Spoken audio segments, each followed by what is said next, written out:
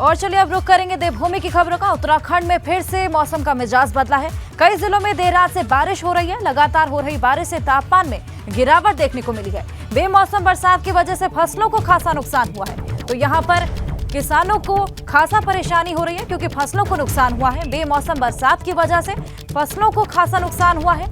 बारिश से तापमान में भी गिरावट देखने को मिली है। हालांकि लोगों को गर्मी से थोड़ा निजात मिला है, लेकिन फसलों को यहाँ पर खासा नुकसान मिला है। तो आपको बता दें कि फिर से मौसम का मिजाज बदला है। कई जिलों में देर रात से यहाँ पर लगातार बारिश हो रही है। साथ ही साथ मौसम विभाग ने यहाँ पर येलो अलर्ट भी जारी किया है।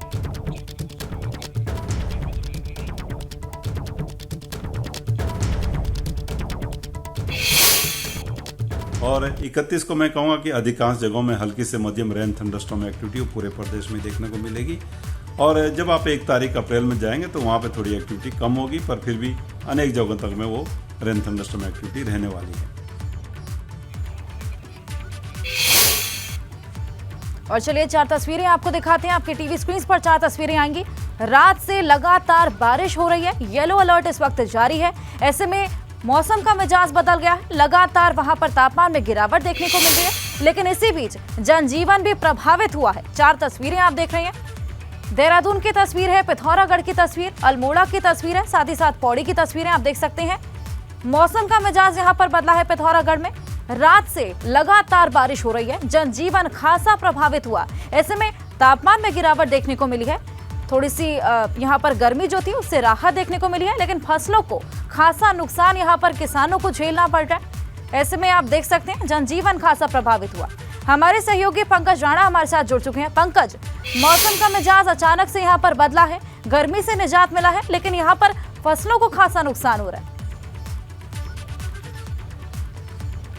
बिल्कुल अर्चा, देखिए इस वक्त गेहूं की जो फसल है और सरसों की जो फसल है वो पकने की स्थिति में होती है और तराई के क्षेत्रों में सबसे ज़्यादा गेहूं की फसल की पैदावार की जाती है। ऐसे में अगर बेमौसम बरसात होती है, ओलावृष्टि होती है, तो गेहूं की फसल को काफ़ी नुकसान इस वक्त होता है। अगर हम देहरादून, उधम सिंह नगर और हरिद्वार जिले की बात करें तो इन मैदानी क्षेत्रों में गेहूँ की फसल काफ़ी मात्रा में उत्पादन इनका किया जाता है। और ऐसी स्थिति में यदि ओलावृष्टि होती है और लगातार बारिश होती है तो गेहूँ की फसल को भारी नुकसान हो सकता है। पर्वतीय जिलों में भी कई दालों का उत्पादन होता है। तो ऐसी स्थिति में, क्योंकि दाल भी का भी ये पकने का मौसम होता है और इस स्थिति में अगर लगातार बर्फबारी होती है और इसके साथ साथ ही बारिश होती है, ओलावृष्टि होती है, तो दालों की फसलों को भी नुकसान होता है। इसके साथ साथ ही लीची और आम की जो फसल है उस पर इस वक्त फल आने का सिलसिला शुरू होता है, यानी कि मोल आता है, तो उसको भी लेकर भारी नुकसान का आकलन जताया गया। पिछले दौरान जब लगातार बारिश हुई थी तो उद्यान विभाग ने भी अपने पूरे प्रदेश भर में 30% नुकसान का आकलन जारी किया था। इसके साथ साथ ही कृषि विभाग ने भी फसलों को नुकसान का आकलन जारी किया था। तो इस लिहाज से देखा जाए तो एक तरफ जहां मौसम के हिसाब से जो बारिश है वो थोड़ी राहत देने वाली बात है, क्योंकि तापमान लगातार बढ़ रहा था और तापमान में बारिश की वजह से थोड़ी गिरावट आई है, लेकिन फसलों के हिसाब से देखा जाए तो ये बारिश बहुत नुकसानदायक साबित जानकारी के लिए शुक्रिया। आपके पास वापस लौटेंगे। मनसुख मांडविया का उत्तराखंड का आज दूसरा दिन है दौरे का और स्वास्थ्य विभाग की योजनाओं का आज वो शिलान्यास करेंगे। 3 क्रिटिकल केयर ब्लॉक का शिलान्यास करेंगे। श्रीनगर, रुद्रप्रयाग, नैनीताल को क्रिटिकल केयर ब्लॉक मिलेंगे और दून मेडिकल को 500 बेड की क्षमता का अस्पताल मिलने वाला है। ऐसे में 4 धाम यात्रा पर सीएम धामी के साथ बैठक भी करने वाले हैं। तो कई योजनाओं का यहाँ पर शिलान्यास करेंगे। पंकज, वापस आपका रुख करेंगे। तो आज बड़ा दिन रहने वाला है। कई योजनाओं का यहाँ पर शिलान्यास होने वाला है। क्या कुछ कार्यक्रम रहने वाला है?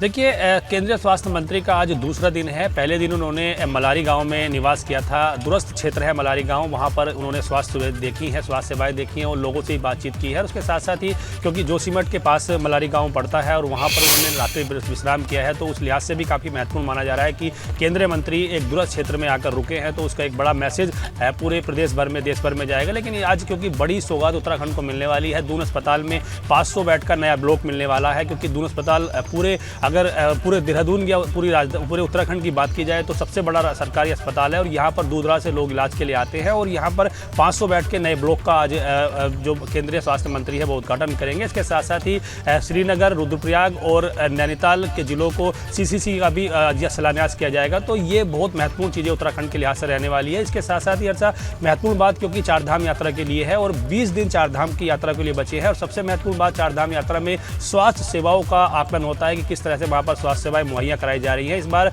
खुद सरकार 50 ATM लगाने की बात कर रही है और अलग अलग जगह पर तमाम डॉक्टरों की तैनाती होगी और उसके साथ साथ ही कुछ डिमांड भी केंद्र सरकार से राज्य सरकार ने की है। तो इस संबंध में आज केंद्रीय स्वास्थ्य मंत्री की मुख्यमंत्री के साथ वार्ता होगी। लगभग 11 बजे के करीब दोनों जो नेता है वो मुलाकात करेंगे, मुख्यमंत्री और स्वास्थ्य मंत्री इसमें मुलाकात करेंगे और प्रदेश के जो स्वास्थ्य मंत्री है धन सिंह रावत वो भी इस दौरान मौजूद रहेंगे। तो काफ़ी महत्वपूर्ण बैठक होने वाली है चारधाम के लिहाज से, क्योंकि राज्य सरकार ने केंद्र सरकार को कई मांगों का प्रस्ताव भेजा है स्वास्थ्य सेवाओं के हिसाब से कि जो चारधाम यात्रा है, खासकर केदारनाथ और यमुनोत्री धाम का जो पैदल मार्ग होता है वहाँ पर किस तरह से पैदल मार्ग में लोगों को स्वास्थ्य सेवाएं मिल सके। और अलग अलग जगह पर जो पॉइंट चिन्हित किए गए हैं राज्य सरकार की ओर से जहाँ पर डॉक्टरों की तैनाती की जानी है, तो अलग से राज्य सरकार डिमांड कर रही है कि स्वास्थ्य सेवाओं का यहाँ पर तमाम चीज़ें मिल सके ताकि लोगों को दिक्कत ना हो। हृदय गति रुकने से तमाम लोगों की मौतें केदारनाथ धाम में होती है, तो जो हृदय के स्पेशलिस्ट होते हैं वो लोग डॉक्टर भी राज्य सरकार को मिल सके और उनकी तैनाती ऊपर हो सके। तो तमाम चीज़ों की बातचीत आज होगी और बड़ी बात यह है कि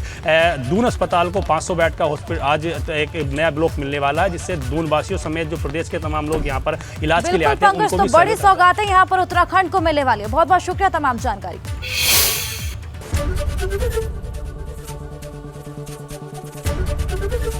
ABP गंगा, खबर आपकी, जुबान आपकी।